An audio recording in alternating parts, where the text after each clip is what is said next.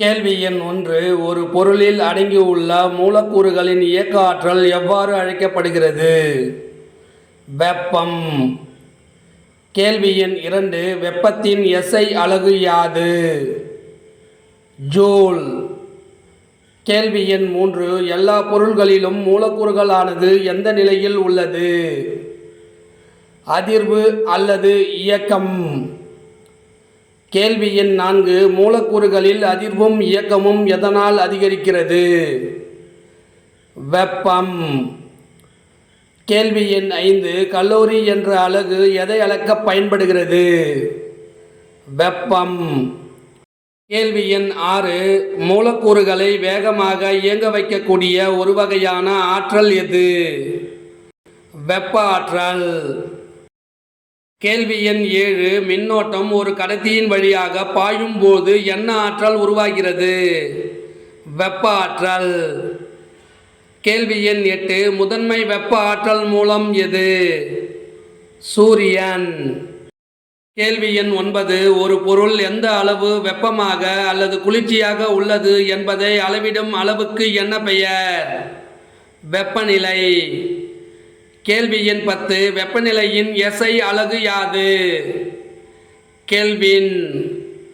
கேள்வி எண் 11. வெப்பநிலையின் வேறு அலகுகள் எவை?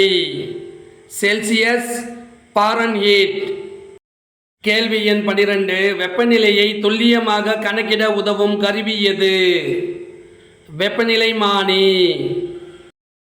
கேள்வி எண் 13. எந்த ஆண்டு ஆப்பிரிக்காவில் உள்ள லிபியாவில் காற்றின் வெப்பநிலையானது 59 டிகிரி செல்சியஸ் என கணிக்கப்பட்டது? 1922ஆம் ஆண்டு. கேள்வி எண் 14. எந்த கண்டத்தின் வெப்பநிலை உலகிலேயே மிக குறைந்த வெப்பநிலையாக அளவிடப்பட்டுள்ளது? அண்டார்டிகா. கேள்வி எண் 15. தோராயமாக அண்டார்டிகாவின் வெப்பநிலை எவ்வளவு? -89 டிகிரி செல்சியஸ். கேள்வி எண் 16. மனித உடலின் சராசரி வெப்பநிலை எவ்வளவு? 37 டிகிரி செல்சியஸ். கேள்வி எண் 17. காற்றின் வெப்பநிலை 15 டிகிரி செல்சியஸ் முதல் 20 டிகிரி செல்சியஸ் அளவில் இருக்கும்போது மனித உடல் எதை உணர்கிறது? குளிர்ச்சி.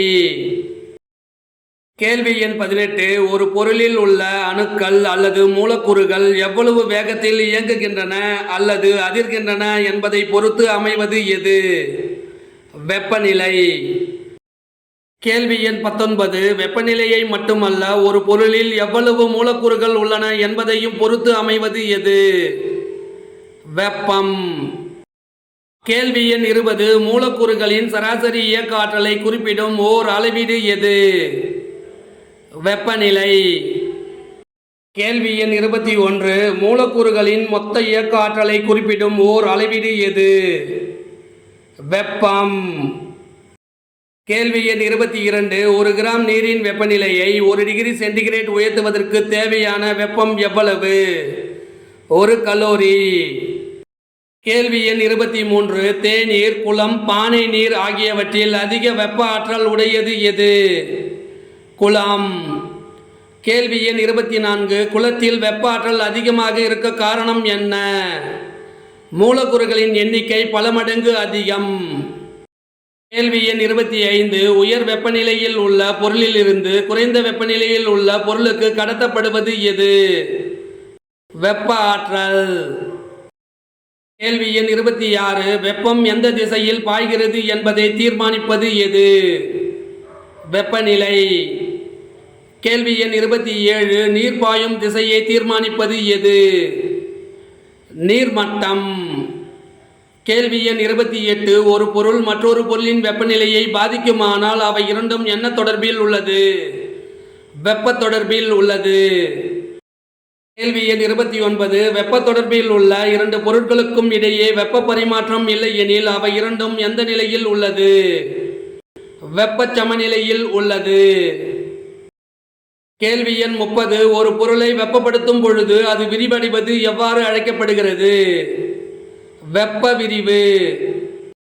கேள்வி எண் 31. வெப்பத்தினால் பொருளின் நீளத்தில் ஏற்படும் அதிகரிப்பு எவ்வாறு அழைக்கப்படுகிறது? நீள்விரிவு. கேள்வி எண் 32 வெப்பத்தினால் பொருளின் பருமனில் ஏற்படும் அதிகரிப்பு எவ்வாறு அழைக்கப்படுகிறது? பரும விரிவு.